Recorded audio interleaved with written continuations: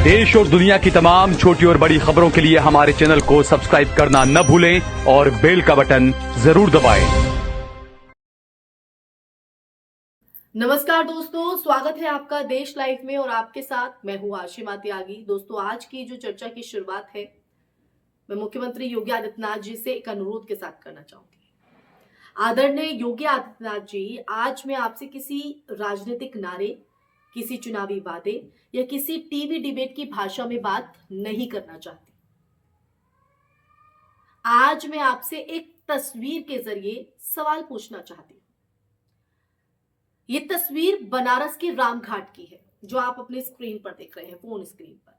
और यही वो जगह है जहां कभी मेहता अस्पताल हुआ करता था। एक ऐसा अस्पताल जो सिर्फ ईंट पत्थर की इमारत नहीं था, बल्कि पूर्वांचल के हजारों परिवारों के लिए आखिरी उम्मीद हुआ करता था। ये वही अस्पताल था जहां पूर्वांचल का पहला NICU शुरू हुआ, जहां पहली बार गंभीर नवजात बच्चों के इलाज की व्यवस्था बनी, जहां स्पाइरल केयर यूनिट थी, जहां आसपास के जिलों से लोग जान बचाने की उम्मीद लेकर आते थे।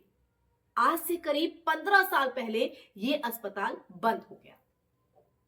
तब लोगों से कहा गया कि इसे रीडेवलप किया जाएगा, आधुनिक बनाया जाएगा, हाईटेक बनाया जाएगा, बनारस को एक बेहतर मेडिकल सुविधा दी जाएगी।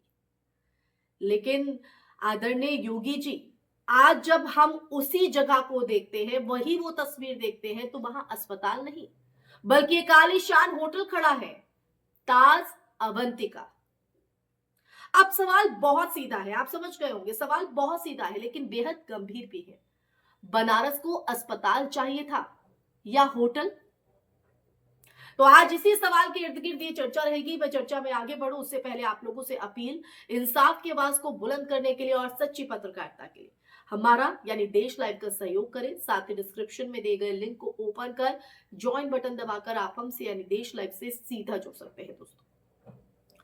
तो दोस्तों वापस आज की चर्चा पर लौटते हैं और बनारस की बात हो रही है। तो सबसे पहले तो यही कि बनारस कोई सामान्य पर्यटन स्थल नहीं है, ये करोड़ों लोगों की आस्था का भी केंद्र है। हर दिन यहाँ बुजुर्ग आते हैं, बीमार आते हैं, साधु संत आते हैं, ग्रामीण इलाकों से लोग इलाज की आस लेकर भी यहाँ पर आते हैं। क्या इन सब की जरूरत एक 5 सितारी होटल थी या फिर एक ऐसा अस्पताल जहां इलाज सुलभ हो, मानवीय हो और समय पर हो?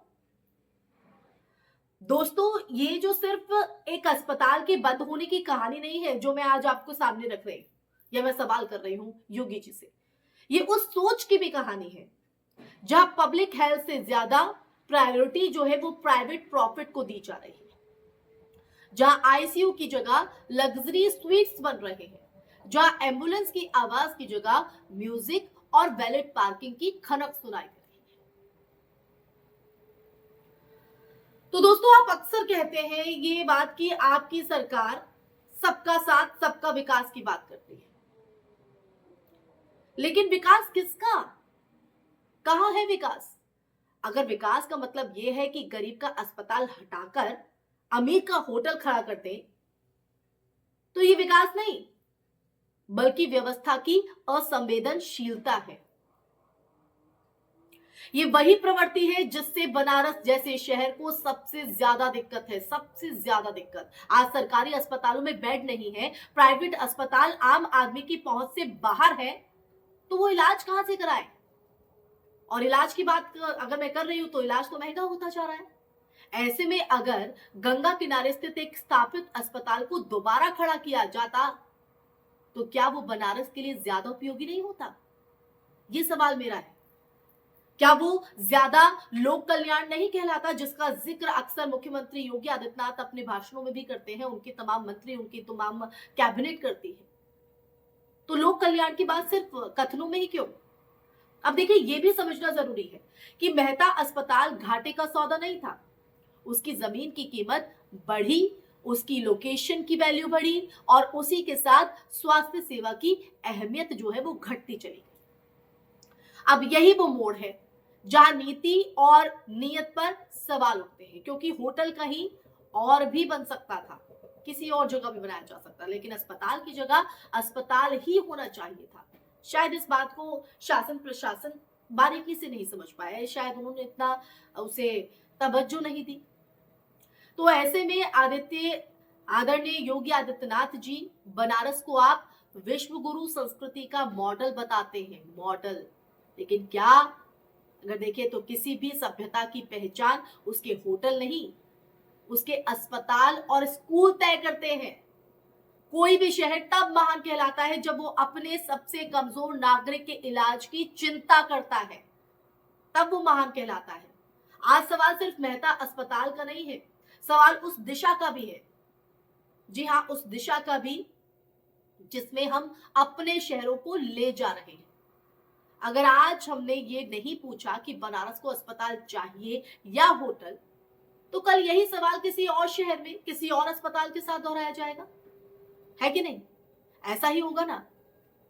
इसलिए बनारस काफी अहम हो जाता है। यहाँ न सिर्फ देशी बल्कि विदेशी मेहमान भी आते हैं, और जब वहां पर ये हालात दिखाई दे, ये तस्वीर उभर कर सामने आए, तो कहीं ना कहीं सवाल खड़ा हो जाता है।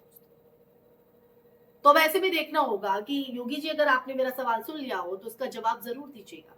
आते हैं समापन पर। गंगा किनारे चमकती होटल की लाइटें दूर से सुंदर लग सकती हैं, दूर से बहुत खूबसूरत लग सकती है, लेकिन आईसीयू की एक जलती ट्यूबलाइट जितनी जिंदगी वो कभी नहीं दे सकती, इतनी वो कभी सहयोग नहीं कर सकती।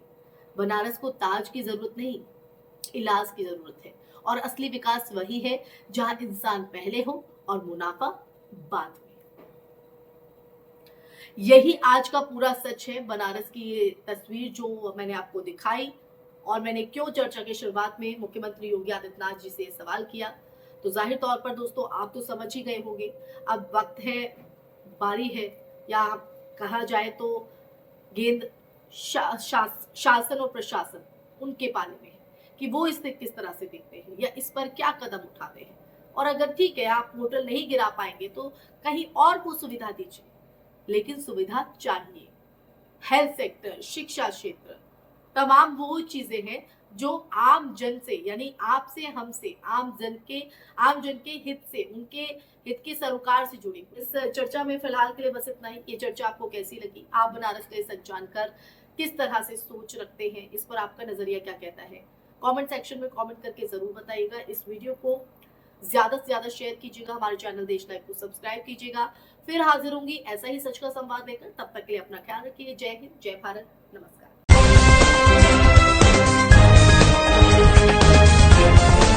देश और दुनिया की तमाम छोटी और बड़ी खबरों के लिए हमारे चैनल को सब्सक्राइब करना न भूलें और बेल का बटन जरूर दबाएं।